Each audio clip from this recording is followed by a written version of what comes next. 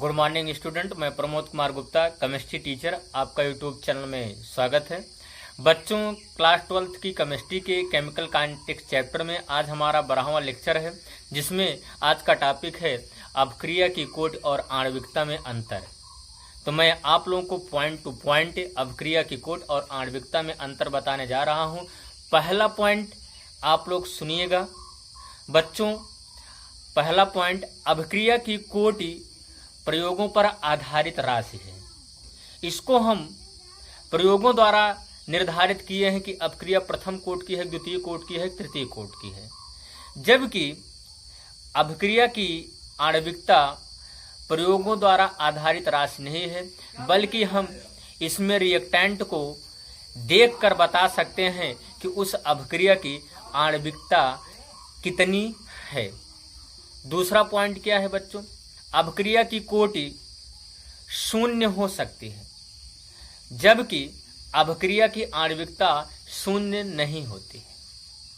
तीसरा पॉइंट है, अभिक्रिया की कोटि शून्य के अतिरिक्त भिन्नात्मक भी हो सकता है, एक पूर्ण संख्या भी हो सकती है, जबकि बच्चों जो अभिक्रिया की आणविकता होती है केवल एक पूर्ण संख्या के रूप में ही होती है।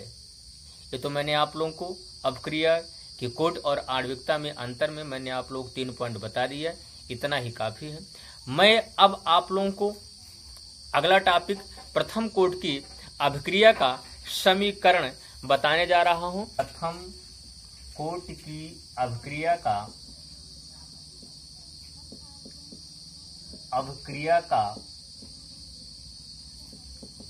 समीकरण,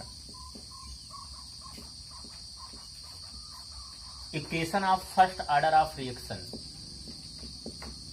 equation of first order of reaction. ये बहुत ही इंपॉर्टेंट है बच्चों। शून्य कोट की अभिक्रिया के समीकरण का डेरिवेशन नहीं होता है लेकिन इंपॉर्टेंट नहीं। लेकिन आपका जो प्रथम कोट की अभिक्रिया का जो डेरिवेशन है ये बच्चों बहुत ही इंपॉर्टेंट है। अब मैं इसका प्रथम कोट की अभिक्रिया का डेरिवेशन बताने जा रहा हूं, उसका समीकरण व्युत्पन्न करूंगा। ध्यान से आप लोग सुनिएगा। आप डिफिनीशन जानते हैं कि वह अभिक्रिया जिसकी दर अभिकारक की सांद्रता के प्रथम घात के समानुपाती होता है उसे प्रथम कोट की अभिक्रिया कहते हैं। तो यहाँ इसको आप जानते हैं। मैंने क्या लिया, मैंने एक रिएक्शन लिया, A reactant A gives product P. मैंने रिएक्शन ले लिया बच्चों। यहाँ आप देखिएगा कि ए रिएक्टेंट ए प्रोडक्ट मैंने पी लिया। तो यहाँ हम कह सकते हैं यदि अभिकारक ए की सांद्रता t0 समय पर ए है और t समय बीतने के पश्चात क्या हो जाती है, सांद्रता a-x होती है, तो अभिक्रिया की जो दर होगी वो बच्चों dx/dt प्रोपोर्शनल क्या हो जाता है, जानते हैं आप लोग, ये क्या हो जाएगा a-x। ठीक, ये तो हो गया आप लोगों को। यहाँ हम या इसको हम ऐसे लिख सकते हैं, इस प्रोपोर्शनल को हटाएंगे तो dx/ क्या हो जाएगा dt बराबर क्या हो जाएगा k इंटू a- क्या हो जाएगा x हो जाएगा। अब हम इसी समीकरण को या करके ऐसे भी लिख सकते हैं बच्चों, यहाँ dx/a-x इजुकल टू क्या हो जाएगा k dt। ये समीकरण 1 था, इसको हम बच्चों बना लेते हैं समीकरण क्या 2। क्या बना लेते हैं 2। मैंने क्या बोला कि reactant A gives product P. यदि अभिकारक ए क्या है, अभिकारक है, यदि अभिकारक ए की प्रारंभिक सांद्रता t0 पर ए होती है, क्या होती, स्मॉल ए, और t समय बीतने पर अभिकारक की सांद्रता a-x होगी, तो अभिक्रिया की दर dx/dt प्रोपोर्शनल a-x, या इसको हम प्रोपोर्शनल हटाएंगे तो dx/dt equal to k into a-x। समीकरण नंबर हम इसको 1 मान लेते हैं। फिर हम क्या करते हैं, dx/a-x is equal to k dt। यहाँ t है बच्चों, इसको ध्यान दिए रहिएगा। समीकरण नंबर हम क्या मान लेते हैं 2। अब देखिए आगे क्या होता है, ध्यान से आप लोग देखिएगा। इसमें अब हम समीकरण 2 को समाकलन करते हैं। क्या करते हैं? समीकरण 2 को समाकलन करते हैं।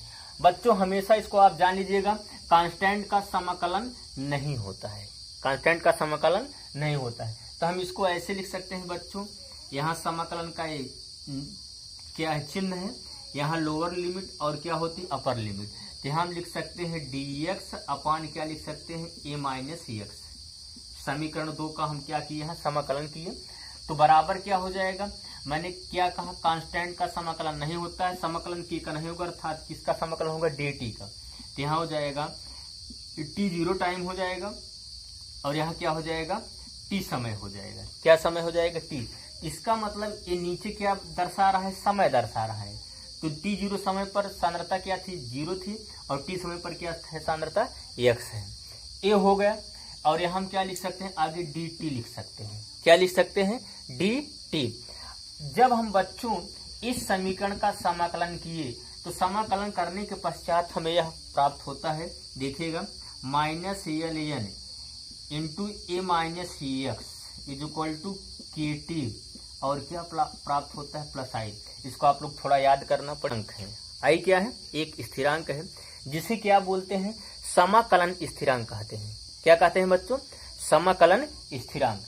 अब इसी समाकलन स्थिरांक के स्थान पर हम क्या लिख सकते हैं, आई के स्थान पर माइनस एल एन ए लिख सकते हैं। क्या लिख सकते हैं, माइनस एल एन ए। तो इसको हम समीकरण नंबर क्या मान लेते हैं, 3 मान लेते हैं। क्या है, 3।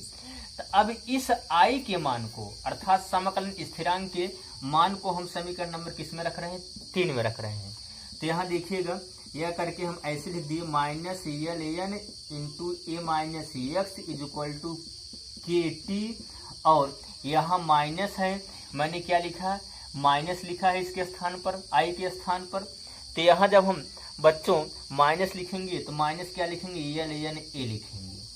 अब देखिए, एल एन को एक तरफ कर लीजिए, के टी को क्या कर दीजिए, एक तरफ कर लीजिएगा, या इसी को हम ऐसे लिख सकते हैं। यहाँ देखिएगा आप लोग, minus l n into a minus x, इसको इधर कर देते हैं, प्लस क्या हो जाएगा, माइनस चिन्ह है, माइनस एल एन है।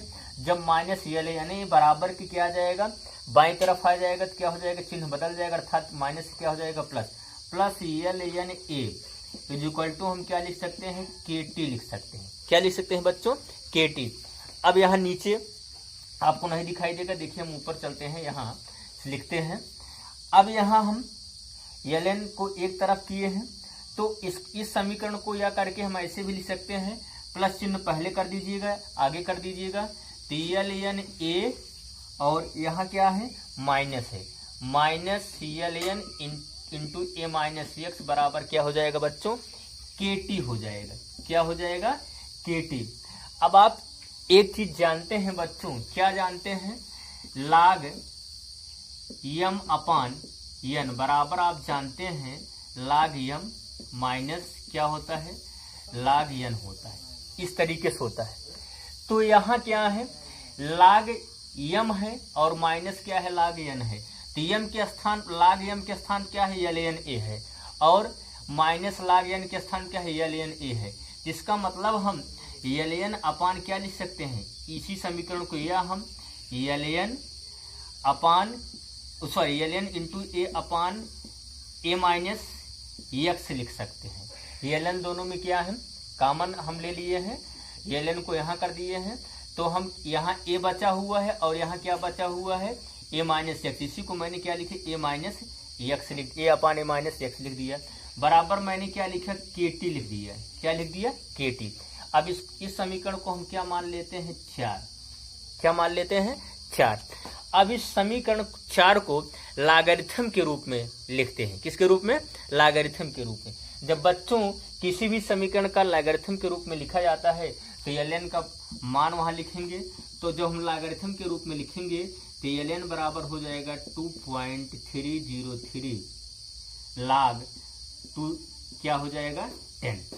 तो हम एल एन का स्थान पे मान रख सकते हैं, ठीक, क्या कर सकते हैं, रख सकते हैं। अब यहाँ देखिए एल एन का स्थान मैंने क्या लिखा, 2.303 log 10, और क्या लिखा, ए अपान ए माइनस एक्स बराबर क्या लिख दिए के टी। अब हम क्या कर सकते हैं, यहाँ हम के टी की इसमें क्या है गुणा है, बाद में क्या हो जाएगा भाग हो जाएगा, या इसी समीकरण को हम इस तरीके से लिख सकते हैं बच्चों, के बराबर 2.303 अपान क्या, यहाँ के का इसमें टी में क्या था, टाइम में क्या था गुणा था, तो यहाँ क्या हो जाएगा भाग हो जाएगा, मैंने टी लिख दिया और यहाँ क्या लिखा log 10 लिखा, ए लिख दिया मैंने, फिर क्या बचा ए बाई ए माइनस एक्स।